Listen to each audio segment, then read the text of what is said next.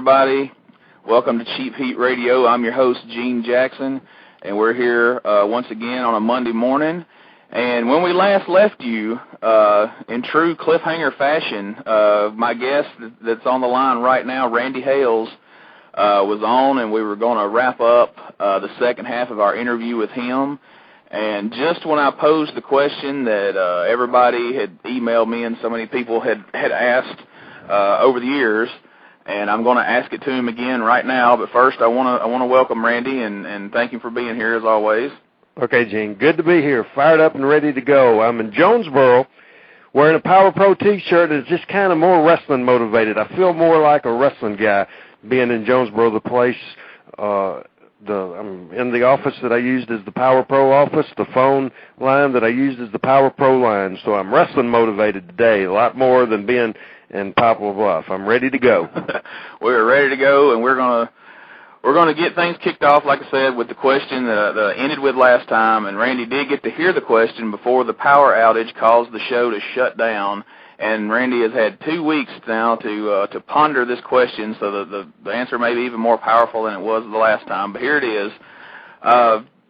In dressing rooms at the time, back when Power Pro was on the air, in dressing rooms since, in emails people have sent me, the one burning question, the one smart-ass comment that people have always had was, with all the local talent, all the WWE developmental talent, all the people who were there, why did Randy choose to push himself and his buddy Brandon on TV rather than those other people? And we'll let you give your explanation for that. Well, first of all, that was probably coming to people that didn't have a clue about the wrestling business. Second of all, they're wrong in the get-go. They're wrong from the start, because the way, this is what I thought when you answered or asked the question. This is what I've been thinking about for a couple of weeks. The way that statement was made in dressing rooms shows me that the people saying it didn't have a damn clue about anything they was talking about, because they asked why I pushed myself and my buddy Brandon Baxter. Well, let's get this straight in the get-go. Brandon Baxter was not my buddy. So that's wrong from the get-go. Brandon Baxter was an 18-year-old kid that had raw talent that I saw on a picture and on videotape. I brought in and I created the character of Brandon Baxter. He was raw talent, and worked with him, and was in 95 when we brought him in, felt that he had great potential, and just like Jerry Jarrett did to Jerry Lawler, I led the way. Bill Dundee is fond of saying, and you can't have a puppet unless you have somebody, the puppeteer. Well, that's the exact same thing. So I created the character of Brandon Baxter from scratch, invested TV time from scratch to build the character of Brandon Baxter, because the Memphis territory was always a territory that focused on managers, from Sam Bass to George Cryberry, Baby Cannon, to Sir Steve Clements, to Jimmy Hart, to Jim Cornette. Always had managers, and we had been in a drought. So business-wise, I wanted to create a manager that could be the focal point of things, and I felt Brandon had a lot of talent, so we pushed him heavy in the USWA days, and then he decided that he wanted to fall in love and hook up with some chick in Louisville, Kentucky, and he quit without a notice, and then I gave him a second chance to bring him back, and then he screwed that up too, and then he matured a little bit, so I brought him in to Power Pro. And, I needed a right-hand guy to help me with some of the work, and he did have a passion of the wrestling business. And I wanted to teach him how to create. I wanted to teach him how to promote. I wanted to teach him how to take his character to the next level, and we did that, and he came through on that and performed very well. But besides, as far as being my buddy, he wasn't my buddy at all. And, you know, Power Pro's been out of business for 8 years. I've talked to him maybe twice, you know, so he's not my buddy, and I want to get that straight. As far as the push of myself, I mentioned in the interview, the two interviews we did before, that me being a on-row or a manager or being a talent was an accident. We did a thing with me and Lawler when we were bringing Kane in, and it just happened accidentally where we switched myself heel, and I had a ton of heat.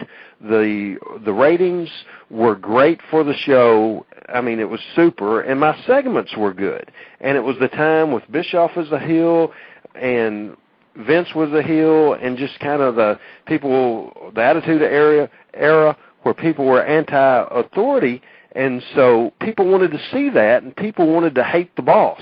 And so that's why we went with me, and that was a complete change of direction, but we did it because when you see things, when you feel things, you have to change directions. And I had brought Brandon in. He had committed to a move from Texas, which was big, moving from Texas, and had him moved to Jonesboro where the office was. And as the lead heel manager, well, I was a lead heel manager. There wasn't room for both of us, so we went ahead and started our program because with him as the heel and me as the baby face, it had clicked in the USWA days. So it was a personal issue, and it's kind of, I'm not saying it was as good as the Lawler and Dundee stuff at all, or it drew like the Lawler and Dundee stuff. I'm not saying that, but pretty much Jerry Lawler didn't like Bill Dundee, and Bill Dundee didn't like Jerry Lawler, and you know, I didn't particularly care for Brandon Baxter, and I'm sure he didn't care too much for me. You know, we didn't have anything in common whatsoever. The generation gap, he liked playing his video games, and he liked hanging out with his buddies, and he liked playing with his dogs, and I was wrestling business 7 days a week, 24 hours a day. So the tension between the two of us came across on the air, and it was a program that drew ratings and ended up, especially in Jonesboro, when we brought in Michael Hales, drawing, up to that point, the best houses Jonesboro, Arkansas had ever drawn in the history of the town. So it was over. The program was over. It was a personal issue that was good, and it was over. Now, as far as that's why we went with that, because it was working. As far as not pushing local talent, I pushed Derek King, I pushed Kid Wicked, I pushed Alan Steele, I pushed Lance Cade, we pushed the veterans like Jerry Lawler and Bill Dundee and Coco Ware and many, many others.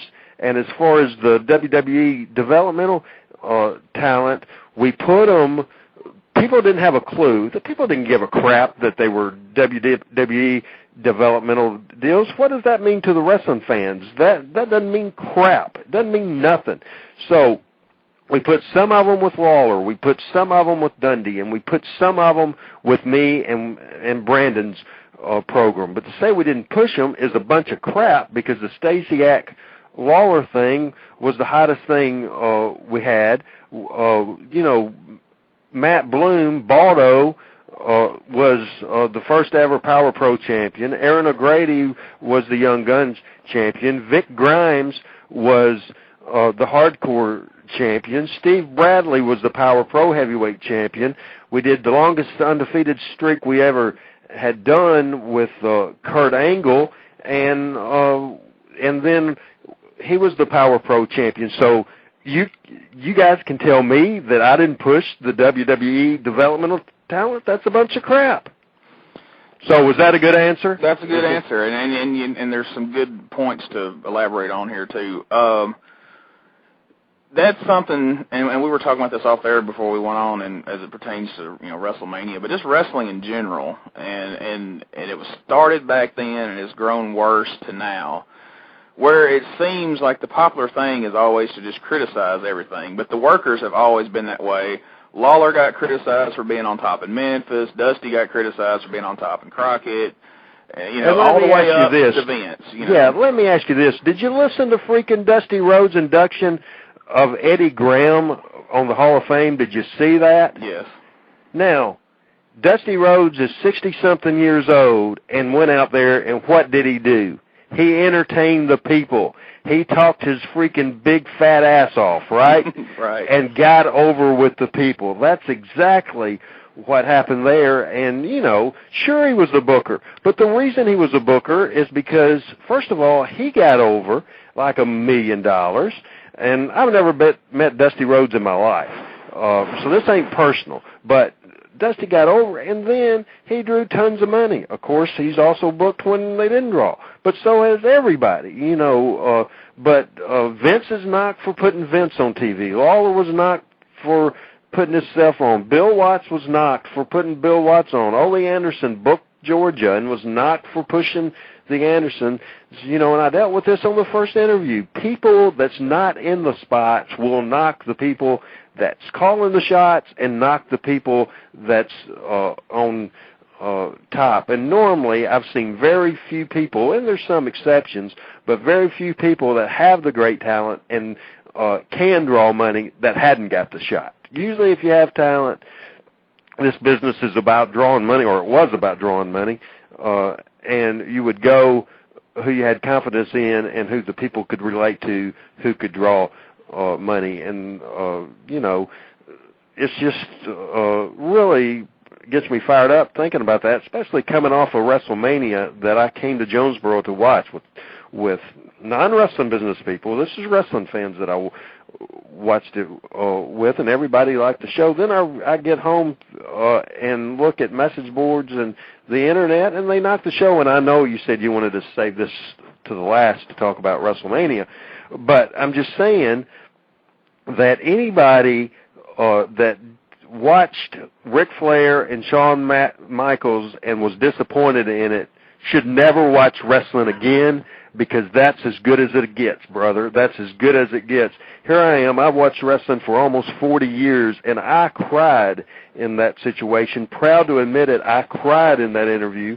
And because the emotion in Ric Flair, wrestling's real to Ric Flair. It was obviously real to his family. It has to be real to you and has to be passionate for you, and the people that don't understand it don't need to be in it and don't need to even watch it, because if you didn't like that, you don't like wrestling and you don't know what good wrestling is.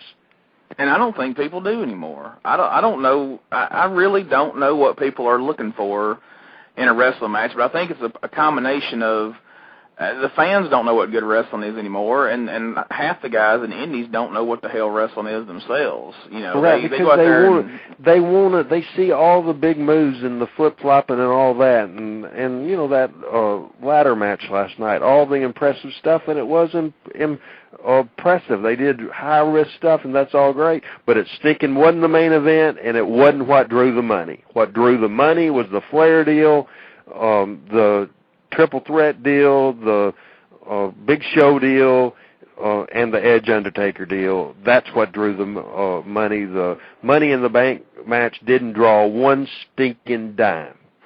One stinking dime. We'll come back to that, because I want to kind of have a quick synopsis with you of each match and what you thought of it. But bringing it back around to Power Pro, something me and you discussed off the air, and I think it's relevant to bring up here because Cheap Heat Radio is affiliated with Wrestling Right Online, which is a website run by Brian Trammell, which spawned from a dirt sheet ran by Brian Trammell.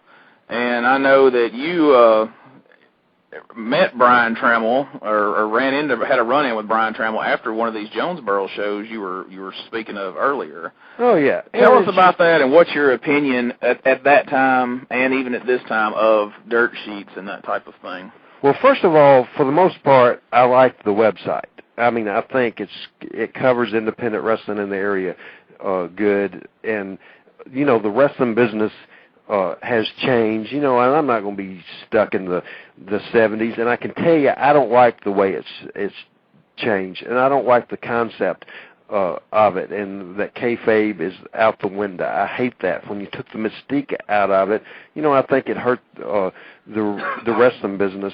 But I realize it's not going away. Certainly 10 years ago, I wouldn't been doing this interview, period.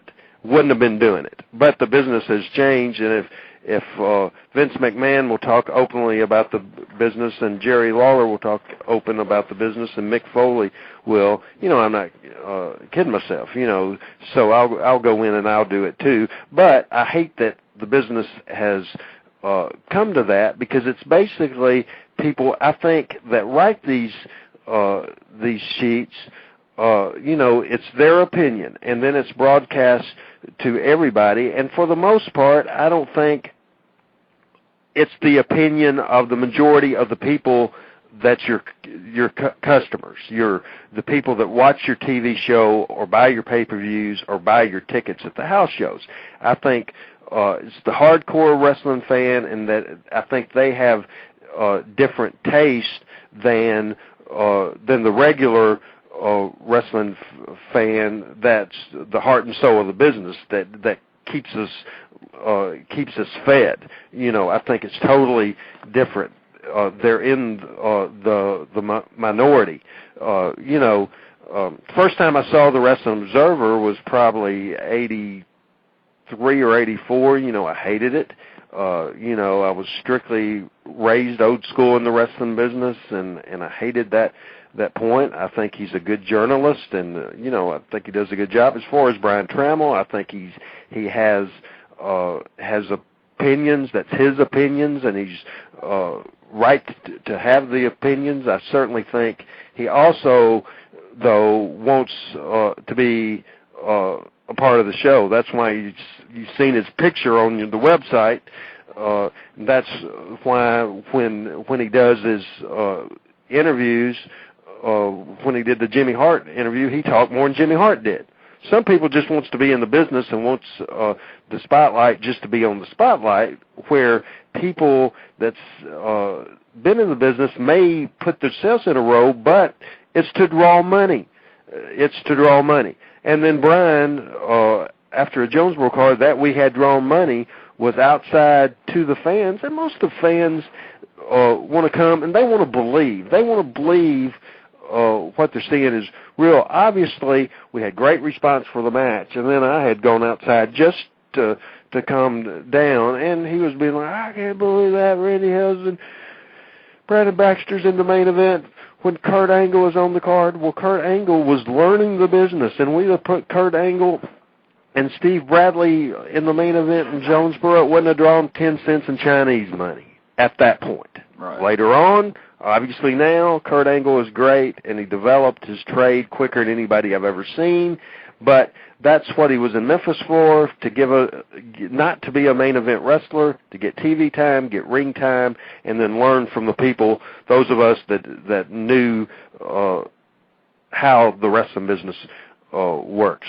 So the negative stuff, I hate that. I'm a baseball fan, and I don't like going reading columns with somebody that's not out there in the arena pitching the ball or hitting, trying to face up that pitcher and strikes out when the guy's throwing heated 100 miles an hour, and then the rider knocks the ball player. Obviously, the ball player wouldn't be in the major leagues if he wasn't good. People strike out, and then I just don't like negative of anything. I don't like people negative, reading columns, blasting, somebody's concert or something. Just that whole concept, not just wrestling. I don't like it at all, and resentful of it, and I think it's mainly from people that wish they could be in that spot. To interject something here, and I don't want to talk over your interview too much, but that's one conflict I have, and one reason I haven't written much in the last few months, because I hate all the negative. Everything you read is negative. But when you watch Corey Macklin's Memphis show, there's not much positive to be had, and it makes you bitter that that's what Memphis wrestling's become. So then it turns into all this, you're always writing something negative, but then again, you can't really put something over when there's not a whole lot positive to say about it, Right, and let me say that, because I knocked on the first interview a lot of that Memphis wrestling stuff from Corey, and I knocked it, as I said at the time, without seeing it, and now I've seen some stuff on YouTube, and honestly, there was some stuff that I saw that I liked, that surprised me. Of course, the Funk Lawler stuff, I thought was phenomenal, but look who it was, and I thought the way they did the Corey Lawler program, Funk wouldn't be at the studio, and so they had to try to tie it in locally. I actually liked that deal, and I thought it was good. I thought that there wasn't much young talent being pushed, but a little bit, enough to. In other words, it was. I'm not saying it was good, any stretch of the imagination, but I will say it was a lot better than I thought it would be. And then how it read in reading results. Right. I was the first time I actually saw a video of some of that myself, and I was impressed. But whenever you got Lawler and Funk involved, I mean, it's going to be good, and so I kind of regret being negative, because I kind of did the same thing, as I was negative based on reading.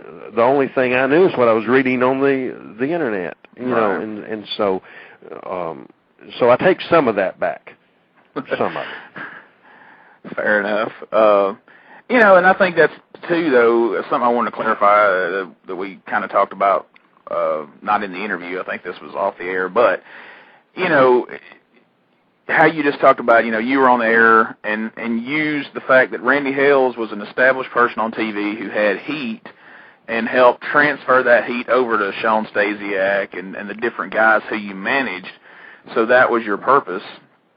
But where with like Corey and Coco, where people knock Corey for putting himself on TV, well, Corey's not giving Coco any kind of rub, and, you're not trying to build Corey up as the star, so you really can't compare the two of you being on TV compared to Corey, because Corey was just there for the sake of Corey, I think, or that's the way it come off. Who was well, getting I the think benefit that of too. I honestly think that too, and certainly when the difference in my program with Lawler and Corey's program with Lawler was that I was the heel that had my guys, whether it was Billy Travis or Stasiak or whoever, fighting for me, and if I beat up on Lawler, it was them holding. Certainly just me and Lawler one-on-one, we didn't do. The whole thing was people wanted him to slap the crap out of me or beat the crap out of me or pile drive me or burn me or whatever, but as far as one-on-one matches, that wasn't the focus. And, Corey ran in as a babyface to attack Lawler, and, I never did that as a babyface. I never would go in and beat up a wrestler. I might beat up Brandon Baxter or Scott Bowden or Downtown Bruno, or if I was a heel, beat up somebody. Or heck, I had Miss Texas Jackie beat the crap out of me. Right. Time after time after time. That's just the way to do it. The talent part, I thought, took away. Most of the time I was up in the control booth where I could direct the show and control the show, and when I was on air, that took away from that. And I thought it hurt the overall production. In the later part, I wasn't on the air very much by choice. It was just one of those things that at the time I thought helped the show, and absolutely don't regret doing it at all. Would do it again. Now, in the last one, in covering Power Pro, we made it up through where Memphis Championship invaded the studio, and then both companies were developmental territories with Lawler being involved. So, kind of tell us how we go from there to towards the end of Power Pro, where lost the TV and such. Well, okay. This is this is the hard part. This is the end of the line of it. And, you know, what happened was when Lawler called and we got back together and both companies had deals and both companies got paid by the WWE, you know, it was a little awkward. But like I said before, you know, I liked Terry Golden. I thought Terry Golden, you know, had a good concept of the wrestling business. Even though our philosophies were different, I think his philosophy was solid, and his work ethic was also tremendous. And he was better than I was on getting along with Bruce Pritchard and getting along with the WWE. Maybe I was a little cocky with the feeling that I don't need those assholes, basically, you know, because I was a little resentful because their type of wrestling and my type of wrestling was two different things. You know, I'm not saying I'm not stupid. You know, I know how many people the WWE draw, and I know how much money they draw. But on a local level, you can't do that. So on the local level, you can't be what they are, and you can't try to be that. So I didn't. I tried to be Memphis wrestling. You know, I was Memphis wrestling born, Memphis wrestling bred, and when I die, I'm going to be Memphis wrestling dead. You know, no doubt about it. So this thing was, for the most part, an enjoyable situation. Bobby Eaton came in as a trainer, and Bobby is one of the great workers of all time, one of the all-time nice guys, and Bobby ended up staying in Jonesboro with me for about the entire time, and he's just classic and so knowledgeable about wrestling, and so that was good. And we had some talent that we used there that was very good, and you know, I enjoyed the experience. We were running more towns, Terry had run some big shows, and it was just, I thought that some of the talent they had really added to our shows, and you know, even though it was awkward because Terry did a show and I did a show, and it was hard keeping the angles together and on the same directions with two people that had different philosophies, but it was for the most part a real good experience. I mean, it really was. The one thing I regret was that when we went with that deal, some of the local talent that we had used for the year that we didn't have the deal, we couldn't use. I used some of them I didn't, and I'm sure they're resentful for that, and I understand them. If they hate me for it, you know, I understand that. It was a business decision because income-wise, we were in trouble, and we needed the extra income. It was done for income and done to get Jerry Lawler back on the TV, and so we went. There were so many developmental guys there wasn't just room for anybody, but most of them came back when we lost the deal. But anyway, for the most part, it was a good experience and good television shows, and the angle between Brandon Baxter and Lawler was great, very entertaining, and Lawler pretty much controlled that whole deal. You know, he was fired up about it. I mean, he was fired up about the program. So most of the stuff we did with Brandon and Lawler was Lawler stuff. And it was good stuff. So what led, I mean, so it, you know, seemed like everything was on track and had WWE backing you again, and, you know, a lot of good talent, a lot of guys who have since gone on to big things in the business. And how did it go from there to going away?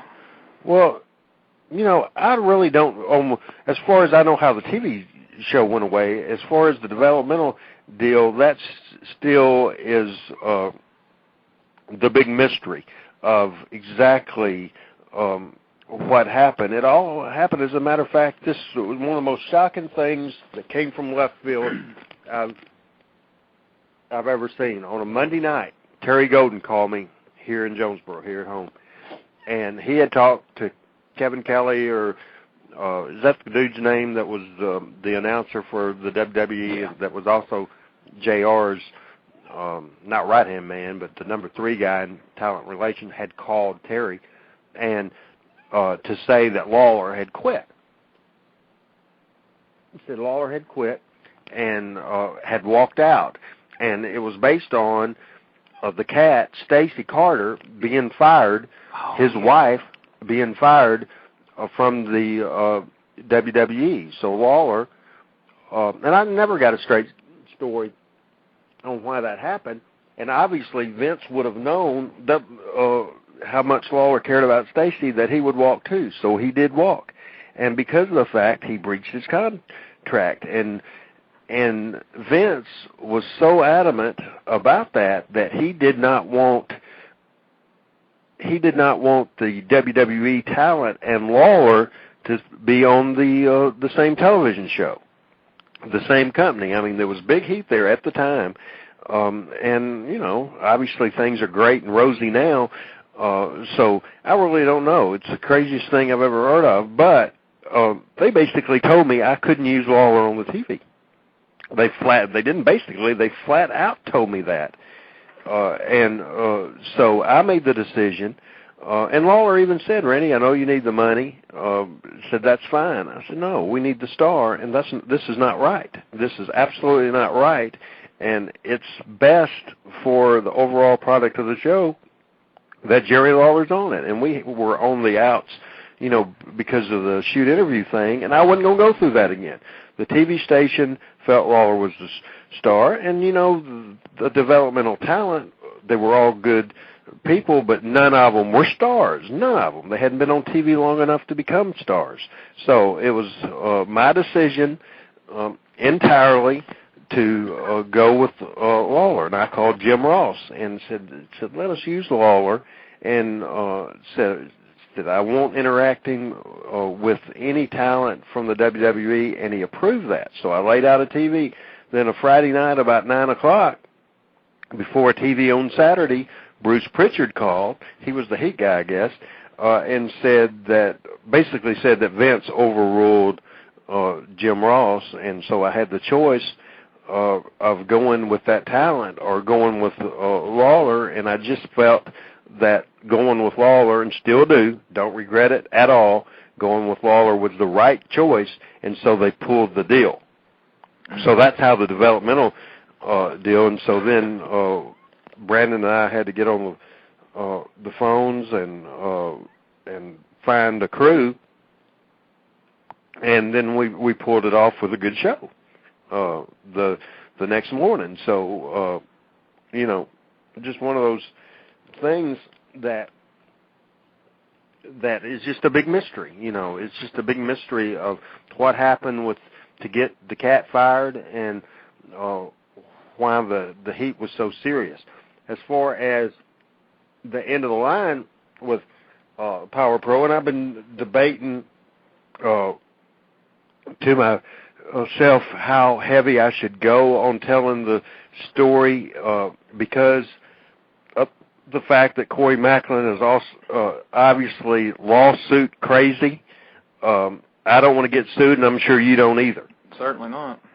So I'm not going to go into as much detail about this as you would probably like me to do, but I'm doing it because it really serves no purpose, and we don't want a lawsuit, you know, right. Basically. But I will say that they had several things that went bad. One was the lawsuit that Peggy Gilbert had filed against TV 5 and Power Pro Wrestling, based on the shoot interview and the parody that we did. Mm-hmm. And that was bad. We had a wrestler that was hurt, had to go to the hospital. That was bad. Coco did an interview that Dave Brown was offended by. We took Coco off the TV. He went to a lawyer, directed it to the TV station, and so they kind of had a bad taste in their mouth about those little incidences where wrestling had normally been low maintenance, all of a sudden became a lot of maintenance. And the powers to be wasn't into wrestling and didn't understand how valuable wrestling was and what it meant to the people of Memphis and the viewers, even though they knew it got a great rating, you know, they felt they could make more money from a paid programming, you know, that nobody watched. Right. So there was a lot of things,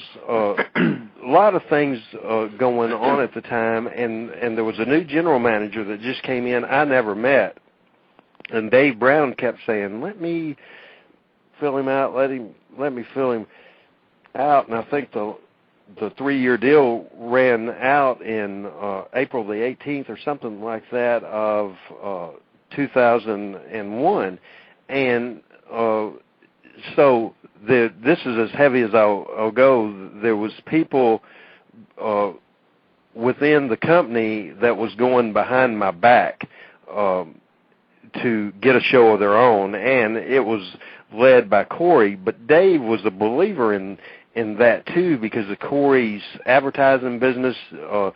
Dave wanted to make money, and Dave wasn't malicious about it. Dave thought I could still be a part of it creatively, but the company would make more money with Corey's advertising connections and all that stuff. I was being told by Dave not to go to the general manager, that he was talking to him. I was being told, well, they're not going to pay for TV, but we'll still have TV.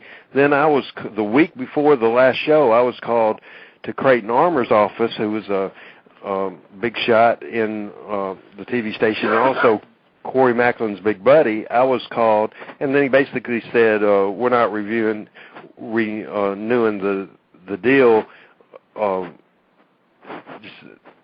Said your last show's next week. So we had 1 week notice. 1 week notice that it was the end of the line, and that was a bunch of crap. 1 week's notice, and you know, I think the people over Creighton, this is complicated, but the people over Creighton Armour had already made the decision not to renew the show. He didn't know why the show wasn't going to be renewed. He thought, I think, that he could get his buddy Corey Macklin on with the show on the TV station, but they were going to take that studio that was used for wrestling and turn it into a new news studio, because the money in local television is news, and so that was their plan all along.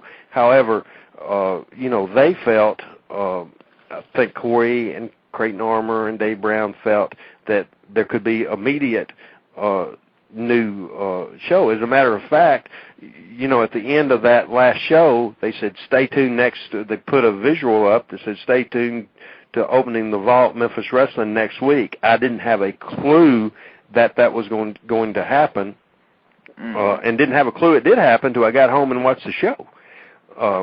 And saw that. So there was backstabbing going on. They had a meeting the next week about their new concept. They were already, as I left the studio, I was getting the desk and different things that I owned back in the thing, and Lawler and Corey and Dave and Creighton Armour was in the studio, and they were like, I'm sure they were saying, well, the ring's going to go here, the set's going to go here, and I had a big baseball bat in my freaking vehicle at the time, and I grabbed that baseball bat because I was going to freaking bang one person's head, and probably, you know, I told you that my emotions were bad that time, but at the same time I had that bat. Thank God this happened, but at the same time I had that bat in my hand and was fixing to head to that studio and clock somebody. A police officer drove up. Hey, Randy, how you doing? Heck, I couldn't go assault somebody with a police officer right there.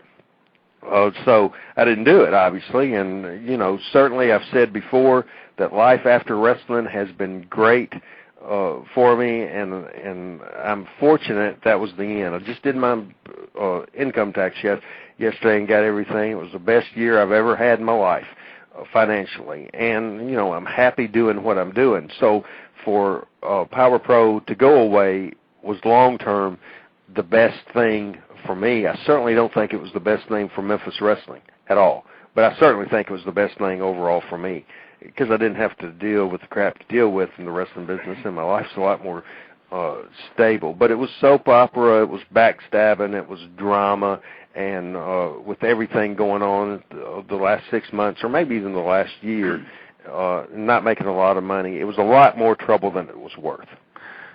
So, seeing, the backstabbing and after all the work you put into that company, how everybody was able to just switch gears and throw you under the bus, so to speak, is that really what led you to just leave the business altogether, more so than the because money there wasn't any more options, and the talent didn't throw me under the bus. The talent was the local talent there was the closest net, and I knocked Brandon earlier, but he was 100% for Power Pro, just like Derek King was, and just like Bulldog Reigns and Alan Steele, and just like Jerry Lawler was, was all for the thing. Lawler just wanted to be on Memphis TV, and I don't have any bad feelings at all for Lawler, and some people kind of point the blame at him, and I don't blame him at all, and I certainly was a little resentful at Dave Brown at first, but I'm not at all, because I don't think it was, like I said earlier, any malice from him, because I still talk to him from time to time, and he still says that he did wrestling for 30 years, and his favorite time period, and it wasn't mine, but his favorite time period was the Power Pro days. My favorite time period was when we were on the road every night, going to different city every night, having big huge crowds every night. That's my favorite time. And I love the Power Pro days, but Dave's very favorite was the Power Pro days. So that's a very strong statement, Yeah. Dave's, been there through the good right. and the bad. He loved it. He thought it was a high-class show that balanced the superstar talent with the developmental talent, with the local talent. He loved it. And I thought was more passionate about it, being the lead announcer after most of the time being, the co-host and the second-line guy with Lance Russell. I mean, Dave really enjoyed it. And Dave really is a high-class gentleman. I mean, he is really a nice guy, and I really like Dave, and that was, but he wasn't a wrestling guy, and that was frustrating to me at times, that, he kind of had the power with the TV station, and Corey was buddies, and, a wrestling guy like myself could almost get over, they like to threaten, said that the TV station wouldn't want that done. Well, TV station, the general managers was a lot more. They understood it was wrestling. They understood sometimes graphic stuff happened. Dave wanted it to be more of a family show, and for the most part, we kept it like that because it was 11 o'clock in the morning. But when it was doing 30 ratings, it had the blood and the guts and the brawls and the pretty far out stuff, So it was the difference of opinion there, but opinions are like noses. Everybody had one. It was just a difference of opinion of what the direction would be. But for the most part, I don't think we compromised a whole lot, and I think we had a good feeling. I think the guy at the TV station, Creighton Armour's motives was completely selfish with his buddy, and I think Corey Macklin was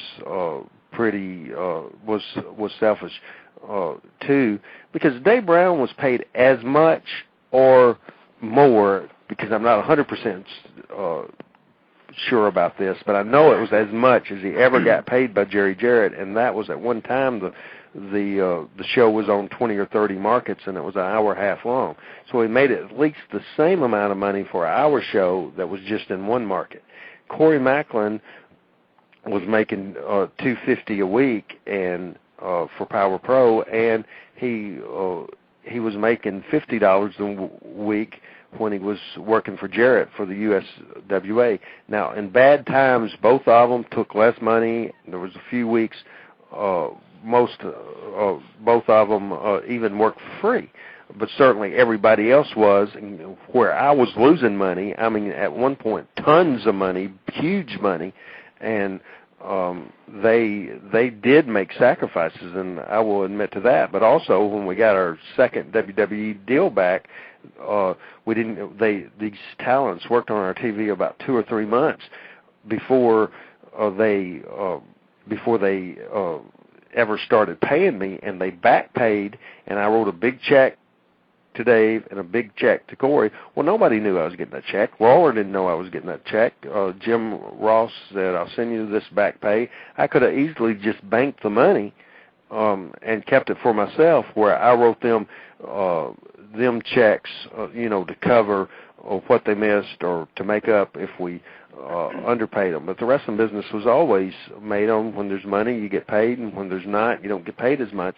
And they did make sacrifices, and I point this out, saying that that's one of the things they could come back and say. But for the most part, the majority of the shows, both announcers got paid what they were due. And in hindsight, I wish I would have never agreed with it, because it was not right that we had two guys that would come one day a week making more money than any of the wrestlers, and most weeks making more money than me. I didn't average out $500 a week during the whole length of the thing, taking in consideration the losses. To go, people that I was paying to go try to get it for their own, and then when they had their meeting and the TV station said, Lawler called me and said, you'll like this news.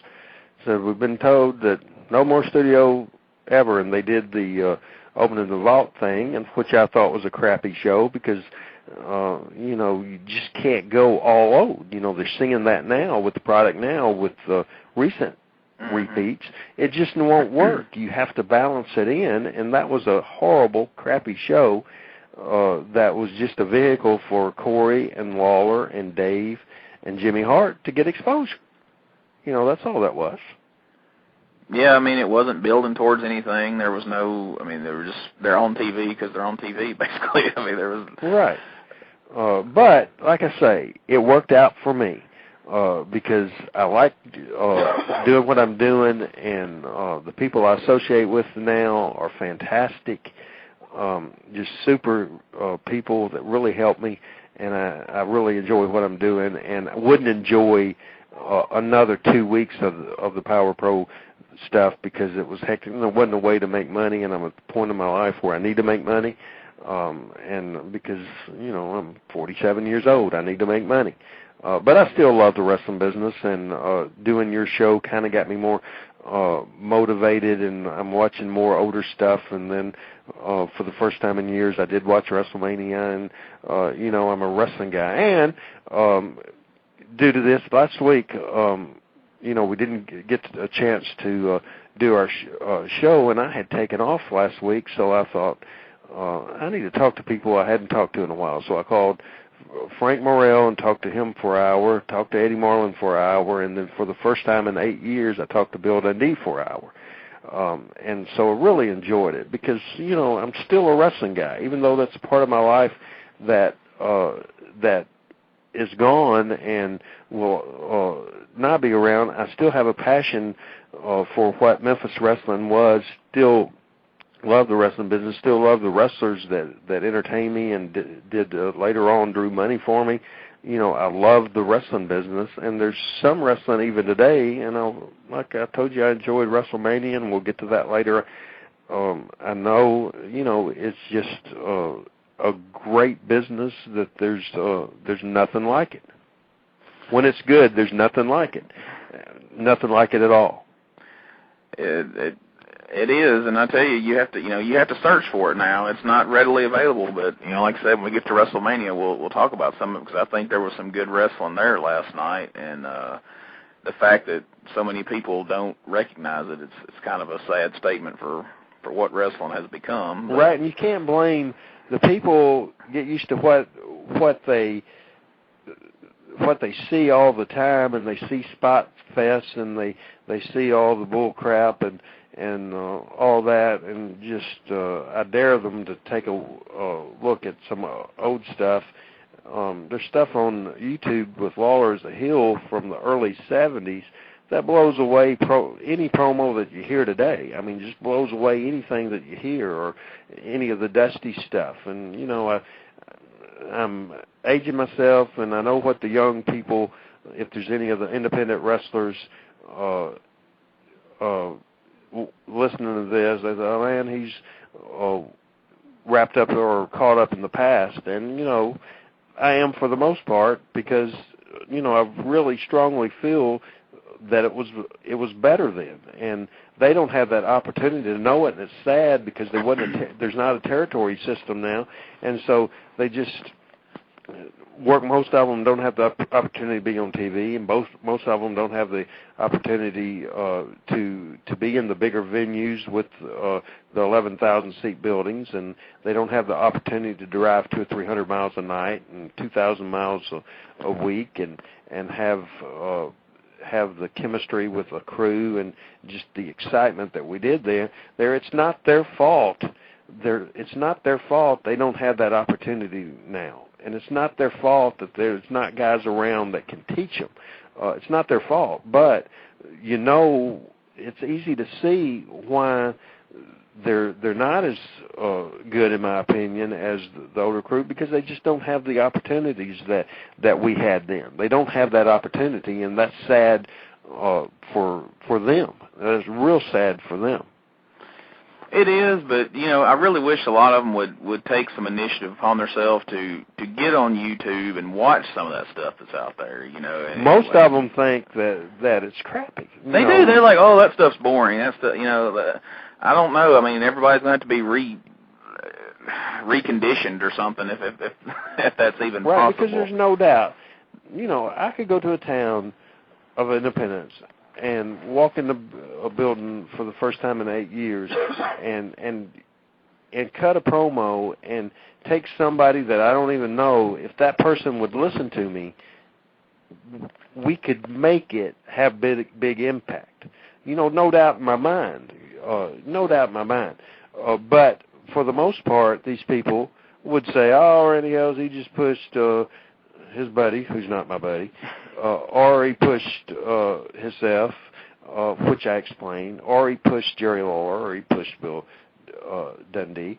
But, you know, I also pushed Derek King to the moon, and I pushed the Allen Steels, and I pushed all these people. I tried to balance it, but what they have to understand in doing a TV show and also trying to go to the house and draw money, you have to have star power. How do you think that show would have done last night if you'd have taken the triple threat match and you took the Big Show match and you took the Flair match and you took the Undertaker's match off the show? You don't have a show. Right. That's exactly right. And how many people in those matches were going 100 miles an hour and flip-flopping? None of them. You know, it was just basic thing. The Floyd, well, here we are. It's amazing talking about Memphis wrestling. I'm having my mind about WrestleMania. It was just because I was so excited about it and enjoyed the show so much. But, you know, I think in the independents, you know, if they quit trying to copy the people, first of all, I think they have to look themselves in the mirror and say, do I look like a wrestler? Do I look like a commissioner? Do I look like a referee? Do I look like somebody, even though they're not on TV, they need to say to themselves, if I was on TV, how would I look? How would the people take me? And if they don't like what they see, if they could honestly evaluate themselves, that's the first thing they need to change. The second thing they need to say is, well, I'm here every week and I'm the main event, but the crowd was down 50 people this week and it was down 40 people the next week. We must be doing something wrong. What does it take for us to get this thing better? What does it take to make our show draw better? What does it take to make the people relate to my promo better? What does it take to make people really believe my matches? And then if these people would watch the YouTube stuff or buy old tapes, or watch the current stuff of the people not underneath, but the people that's drawing the money. Say, what makes these people special? What makes these people make people pay to see them, and then try to learn. And the few people that's out there, like the Bill Dundees, that do make a lot of shows, if they would set him down, and he's not bashful at all, say, hey, what did you like about my match? And then if he says nothing, but then he'll explain why he didn't like it. And if you really listen to him, and he said on his interview, said if you don't like what I want to hear, don't ask me the question. And that's true. But there's people out there that can help these young talent if they will listen. But most of the time, they think the people that've been in the business before, they think we don't know what we're doing. Obviously, Vince McMahon's 60 years old, and he's the most successful wrestling promoter of all time. Obviously, he still knows what he's doing. And Dusty Rhodes is on that creative team. He knows what he's doing. Jerry Lawler is the co-host of the most watched wrestling show of all time. He's still there because Vince realized how important. Look at Shawn Michaels and Ric Flair beginning a featured match. And that's exactly why I featured the veteran talent in Power Pro, and it was the right thing to do. But I think if the business on a local level survives, and I think that if there's no more Memphis TV, if that doesn't come back, but I think that they can still have real good shows in Tuckerman and in Ripley and in Trenton and Dyersburg and in Jonesboro, but they have to really look at what they're doing, and whoever's running the show has to really think about it. You have to have a passion about it and think about it as often as you can and plan, and, they can be successful. So if they do it right, they can be successful. They just have to reach out to the people that can help them be successful. That makes sense? It makes definite sense, and it's something, a lot of people have, a lot of the veteran guys have said, that, hey, you can't blame these guys. They're just working with what they've got. But, like I say, there's places they can learn and study and take some things upon themselves to try. Too many guys look at it as, well, the business has changed. It ain't like it was back then. They showed it we keep harping back to that, but, Shawn Michaels and Ric Flair, it just goes to show good wrestling is good wrestling. Psychology, a story, always gets over. Always gets over, and that's why I cried, I'm glad that I cried, because they made me cry. And there's a lot of people in that building, and not just Ric Flair and not just Hunter and not just Ric Flair's family, but a lot of the fans. You showed shots of that. So he's been around for 35 years, and he was attached to the people. The people really dug him. The people really cared about him, and they either cared to hate him or and lately, somebody at the end of their career, they're not going to hate Ric Flair, but they loved him, and that's just the emotion you got, the emotion of the business and it being done right, and it's just fantastic, and I just think it's the business did change, and I did a lot of stuff in the Power Pro Wrestling days I wouldn't have thought about doing in the USWA days, and I did stuff in the USWA days that Jerry Jarrett would have never even dreamed to even put on his show in the 70s, and he did a lot of stuff in the 70s that Nick Goulas and Roy Welch and Burt Bates wouldn't have dreamed to put on their TV. And Vince McMahon's doing stuff now that he wouldn't have no more done 20 years ago to save his life. So I think we all evolved, but it's easy for the younger talent to say, the business has changed. We know it's changed, and a good promoter will change with it, but you don't change drastically. And the general psychology of the business, the good versus evil, and the telling the story, and getting people over, and heat on the heels, and time for the babyface to make the comeback. That's never changed, and it never will. The general concept of the wrestling business is still the same, and we saw a lot of that last night. And just for a reminder, we got about 29 minutes left in this interview, Gene. I tell you, one of the things that, and I growing up watching Memphis and Dusty and Crockett and all that, I was always a huge fan of promos. I mean, I studied them, and that was a big, that was always huge in Memphis, what put over, the Monday night show. But in recent years, they're scripted, and they're, not a lot of feeling behind them, and so a lot of times the promos. But last night, Edge's promo before his match, I thought was really, really good. Was excellent. And it was heartfelt, and guys can still talk. Going back to that Hall of Fame, Flair's stuff was edited, but it was great. Rock's stuff was edited, but it was great because it was heartfelt. It was emotional. You have to take stuff as you do a promo and make it as real and emotional as you can make it, and it's not real easy to do, but if you have a passion for the business, and Edge obviously does, and The Rock still does, and, he gets knocked for using wrestling, to get to the movie career, but I think that was great for wrestling. I think it was great for him, and it was obvious when he talked about wrestling and he talked about his family. He still today has a passion about wrestling, and he really enjoyed what he was doing. He enjoyed himself Saturday night. That wasn't acting. I mean, right. That was true emotion. That was real. Dusty's stuff was real. Jerry Briscoe's stuff was real. Even Mae Young's stuff was real.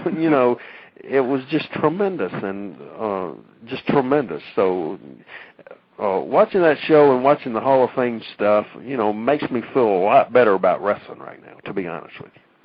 And, talking about, promos, the Old Yeller references and everything in the lead up to Shawn and Flair, was, really excellent. Put things in perspective. And even though you all know sitting there that Shawn and Flair are buddies and all that, you still he sat with his kids at WrestleMania. He sat with Reed at WrestleMania, Shawn did, right next to him. But that didn't matter. And it was just emotion, and it was just good, and maybe technically it wasn't the greatest Ric Flair match. Well, I mean, the one thing that don't matter. The emotion, that don't matter. I mean, nobody felt gypped by paying their money to see that. I mean, Ric Flair has in recent months and years has begun to look like a 60-year-old man in the ring, and he looked it more last night than ever physically. But the way they worked the match with with Shawn taking that sick bump on the announce table, giving him the rib injury, was gave Flair an upper hand, and then way he'd take advantage with the old school shortcuts, the old Nature Boy shortcuts and everything. It all made sense. At no point were you going, well, this just looks ridiculous that Flair's that old and he's out there doing it. And the finish was tremendous. Just, I'm sorry, I love you, boom, I've just ended your career. And then Shawn got the hell out of Dodge, looking sad doing it. You can relate that could be real, because in reality you can think that I'm sure Shawn Michaels in one way didn't want to be in that situation. In another way, he wanted to be in that situation because he has confidence in himself, and he knows that Ric Flair needed to be sent out the right way, and Shawn knew that he was one of the few that could send him out the right way, and he gets knocked a lot, but he did the right thing. He was super, and he carried the situation because 20 years younger. I mean, working in front of 70,000 people and the emotion of knowing this wasn't a work to Flair. This was real. This is a guy's passion for 35 years, and basically the last time he's going to do it, his last big hurrah. and it was just so emotional, and, it was so good. I bought it for that match. I mean, I plopped down $55 for that match. There wasn't another match. Now, some of them turned out to be good, and I was pleased, but going into it, I would not have spent the money had that match not been there. And you gladly spent $55 to see that and would have probably spent more, right? That's right. Yeah. Because Shawn Michaels always delivers, and Flair had that. You knew he was going to deliver, like I say, because of all the real emotion that was there. Right. It was going to be tremendous. And I really hope he doesn't come back at some point. I hope, the bug doesn't get him and he doesn't pull the Terry Funk. Right. Because you couldn't go out any better than that. It was the perfect tremendous ending, and I really hope that, he leaves it be there. Yeah, it's tremendous. What are we going to jump into our remaining 20 minutes or so? All right, let's I think we pretty much covered our thoughts on WrestleMania. So we'll do some name association here, and we'll lead with Brandon Baxter. I don't know if maybe we've covered everything there is to say about Brandon, but if there's any other points you want to make, we'll go ahead and give you that opportunity now. Okay. Well, I know you ask a lot of people that question, and I don't doubt his talent at all. But the main thing, and this is me being totally honest about stuff that really bothers me. And there would not have been a Brandon Baxter without Randy Hales. No doubt about that. Absolutely no doubt about it. I took the raw talent. I gave him the opportunity. He ran with the ball. There's no doubt about that. He ran with the ball and did a good job. But I don't think Brandon appreciates that at all. I don't think he appreciates that opportunity. I think his ego is so heavy and so strong, and it's a deal where I created that image. I hooked him up with the radio stations in Jonesboro when we were doing the Power Pro deal, and I went another direction, life after wrestling, and it was my idea. I felt, because we had him over so strong on our TV, and he was so strong in Jonesboro, I thought it could be a great radio station guy, and so I really encouraged him to do that and use my connections to get him in the door, and so he's become the number one radio personality in this town of Jonesboro. I'm in Jonesboro today.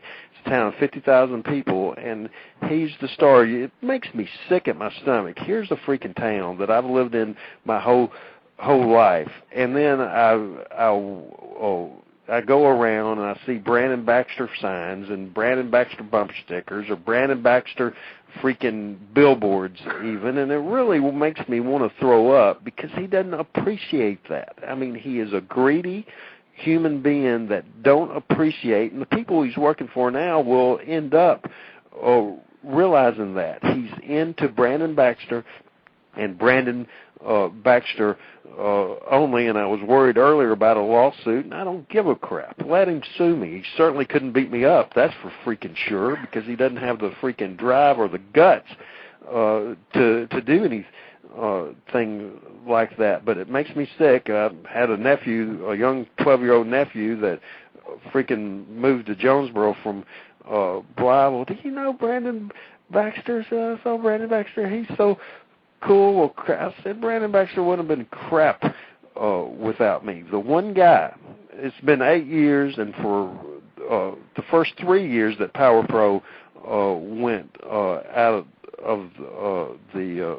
of business, I lived in Jonesboro. The last 5 years I've been away, but the first 3 years I was right in this town, and I've probably talked to him twice in that whole 8 years, probably called him 850 stinking times, hadn't returned a phone call. I could call Jeff Jarrett right now. He would answer the call. I could call Eddie Marlin right now, answer the call. Bill Dundee, answer the call. Jerry Lawler, answer the call. Derek King, answer the call. Bulldog Rings, answer the call. Brandon Baxter, the person that I help more than anybody I've ever helped in the wrestling business, don't appreciate it at all. And what I should do, I should sue the stinking radio station or sue him for a finder's fee, because I was the one that created him, no doubt about it. And it gets heat with me that he doesn't appreciate the fact, the opportunity he got. He don't appreciate the fact who gave him the opportunity. So enough of that idiot.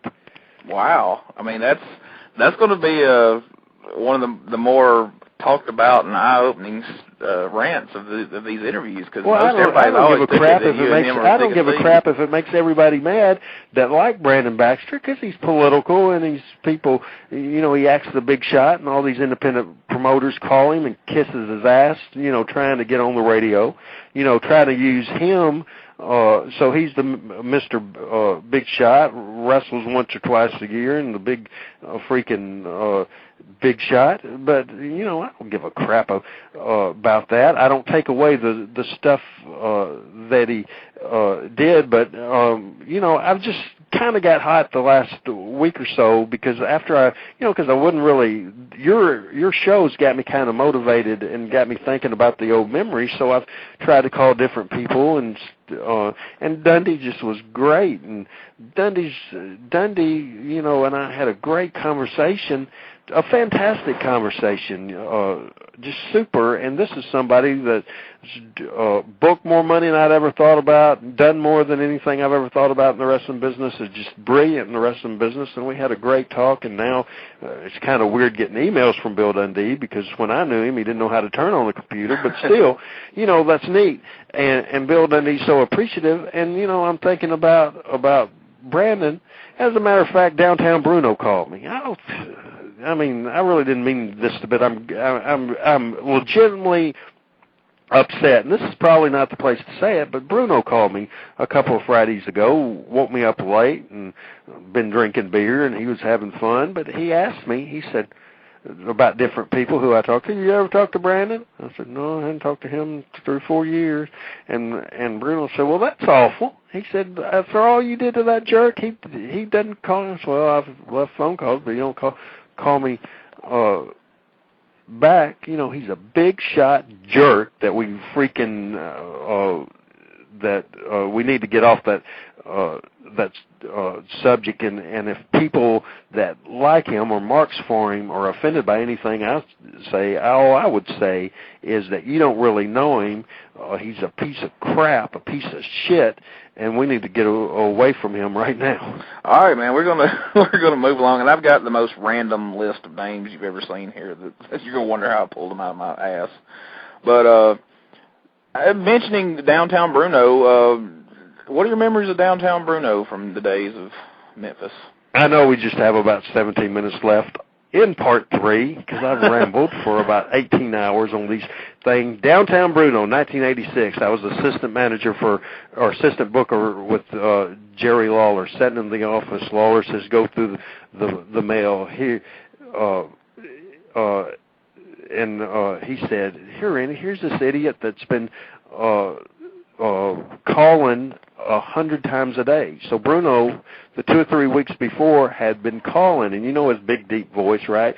So I envisioned him as a big, huge guy, right? Yeah. I just envisioned him all wrong, and Lawler envisioned him as the same thing. He was kind of a pest. He was calling 100 times a day, and we said we didn't have anything. And then, by gosh, Bruno sends in this picture, and little weasel guy, and we saw this picture, and we saw the big guys that he had with him, Bubba and Goliath, that we brought in 86, and we're thinking, man, this is, and at that point we didn't have a manager either, and so we called him immediately, got him on the next TV, and he hadn't left Memphis. He has a passion for Memphis wrestling. He works as an agent at the WWE, still in the business today. I remember his 20th anniversary. I rented an old bar downtown, and the developmental guys were there, and a lot of people. He loves the business, and it was great to put him in the situation like that where we all gave speeches for him. Bruno is a class guy, and he don't like Brandon Baxter either. Next. Here's a guy who I had on the show a while back who second generation guy who has now brought a third generation in the business, and he's running a school over there. And just want to get your opinions on him. Nightmare Ken Wayne. Ken didn't get the push he deserved in Memphis. Maybe it was because, there was just so much talent, and it was just the right time. And he and Danny had a hell of a run in Continental and Southeast Championship Wrestling for the Fullers.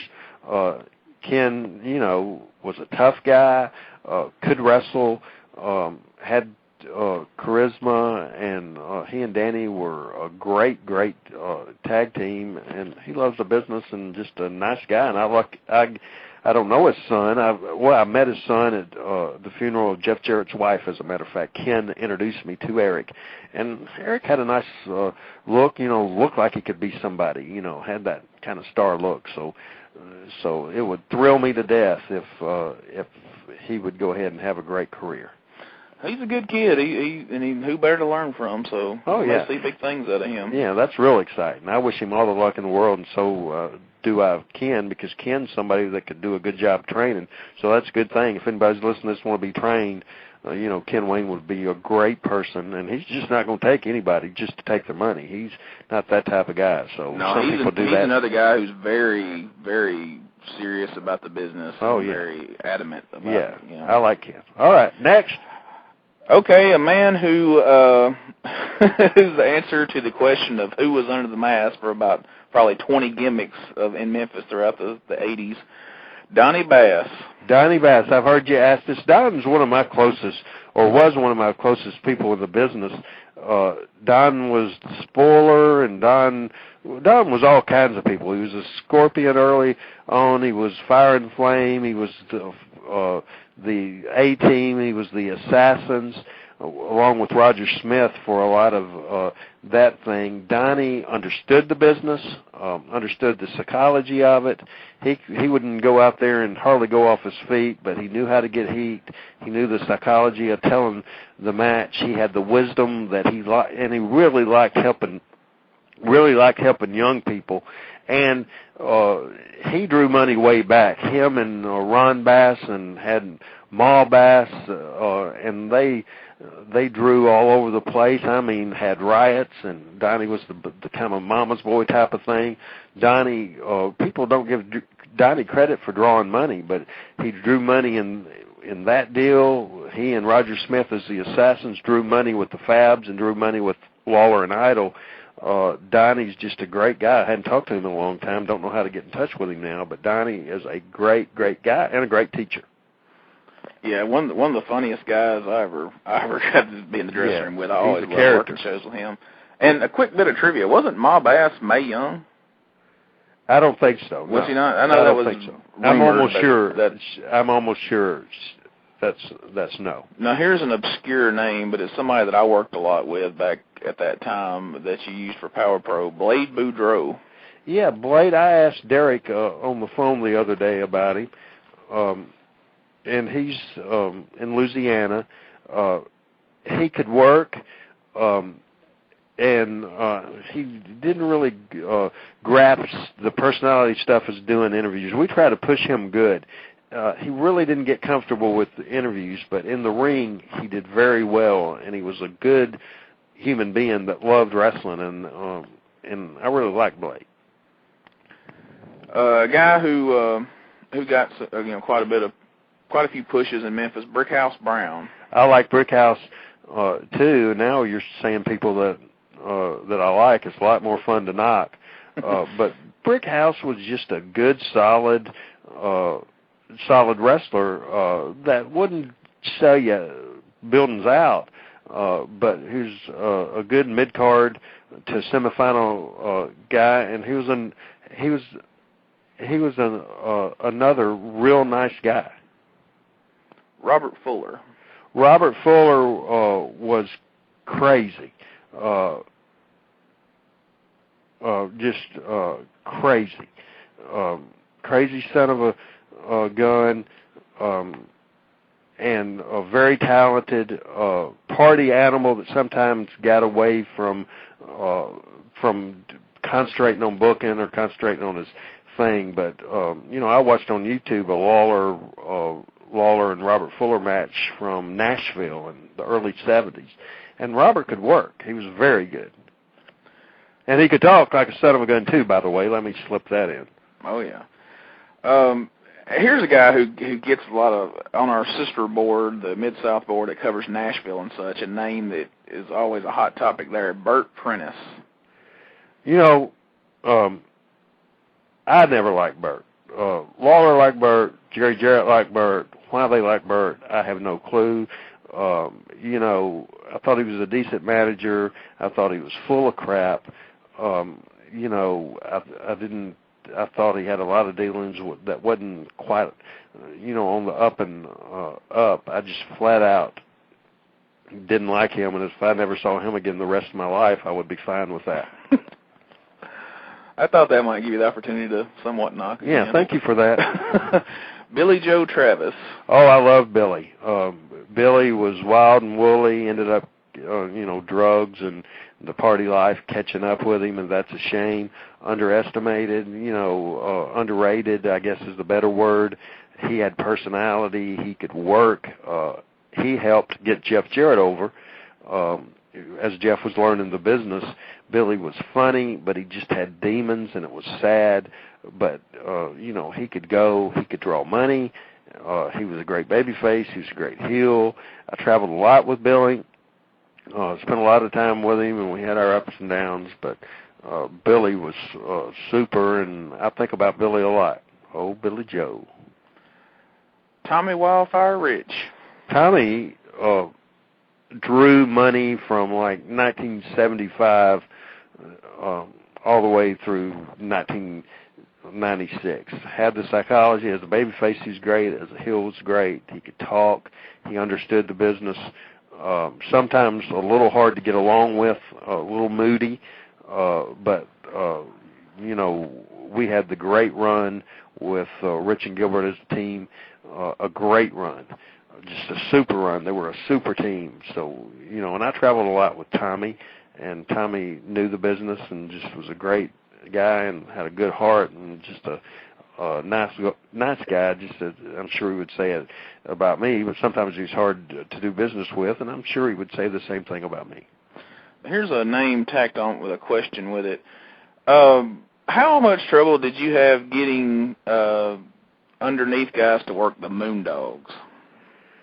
It was a little tough, you know, and, you know, honestly, at the time in, and I forgot, 92 or 93, when the Jeff Jarrett Lawler Moondog feud was going on and they were really going through the job guys and just killing them, I wasn't around at that point, during that time period. I hated that. You know, I know it got them over, and I knew it got the angle over, but I thought that was just abuse of people.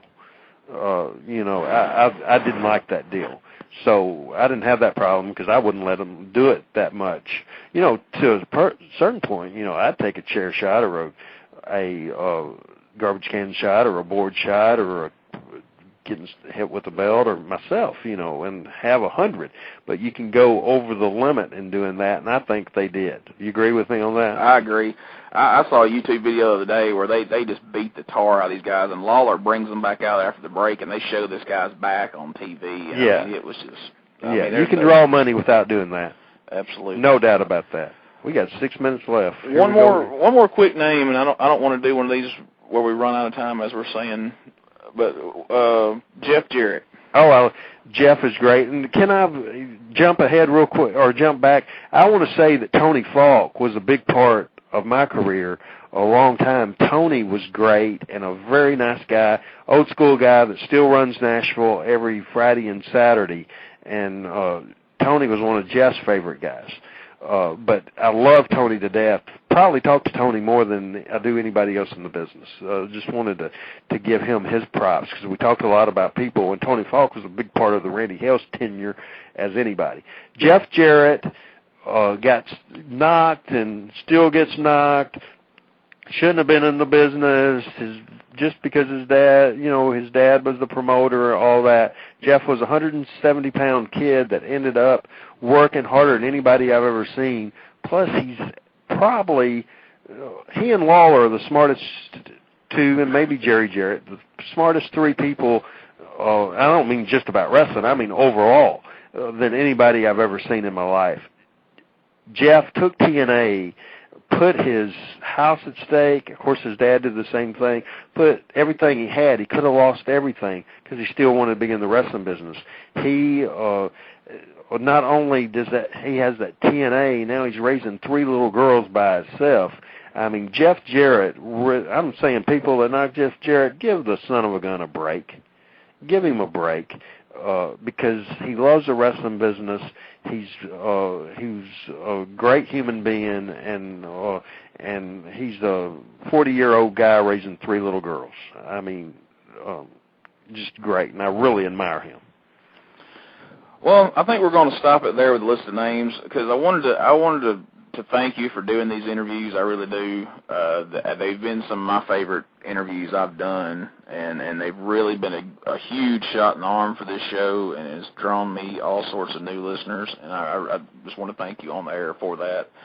And maybe we can do it again someday. I mean, well, that's what I was going to say. You know what's funny? I mean, even though we've done 4 hours and a half, this is what's so great about Memphis wrestling. There's tons of stuff that wasn't even touched. Oh, yeah. Hadn't scratched the surface of stories. And that tells you about Memphis wrestling. I really enjoyed this, Gene. I mean, I really had a good time doing it. And I'm glad we didn't have any storms. I'm glad that we didn't have to do a part 4, even though I enjoyed this. You know, it's kind of hard for me to take time off. And right. I really enjoyed this, and you do a good job, and I wish you luck in the show. Just do me a favor, never have that jerk Brandon Baxter on there. Well, it don't seem to be a problem because I'd contacted him like through a MySpace a couple of times just to ask him a couple of things about when you were going to be on here, and he never responded. So now I don't feel so bad if he's not responding. Right, see, that's exactly right. You know. That tells me right there. See what a jerk he is? He made his living. He's where he is today because of the stinking wrestling business and because of Randy Hales, and then you tried to get him to help on a show that I hadn't done anything in 8 years, and he didn't give a crap about it. He's a piece of crap. It's unfortunate that people can be that way, you know. He's a piece of crap. That's how it goes. And you know, if this show's had any small part in you reconnecting with you know some of those guys you hadn't seen and everything, then you know that's great. And it really did, and I thank you for that because it did help connect, and I appreciate it, and it kind of gets a fire in me when I think about the negatives that I hadn't had. Maybe that's not a bad thing at all, but I appreciate it, and for those of you that love stuff that I've done, I appreciate you for supporting anything I've ever done. For those of you that knock everything I do, I don't give a crap. Well, I tell you, I've enjoyed talking to you on and off the air, so keep in touch, man. And I tell you, you know, if all this watching wrestling and talking wrestling gets you motivated, and you got some stories to tell, but you don't have time to tell them on the radio, you know, let me know, and you know, we'll put them on the website and let you write some stuff, put on the website or something, you know, because people enjoy hearing your stories, man. People, like I say, these have been the most popular shows I've done. So that'll be great. Looking forward to it. All right, man. Take care, Randy. All right. There we go, Randy Hales. We finally managed to finish what we started.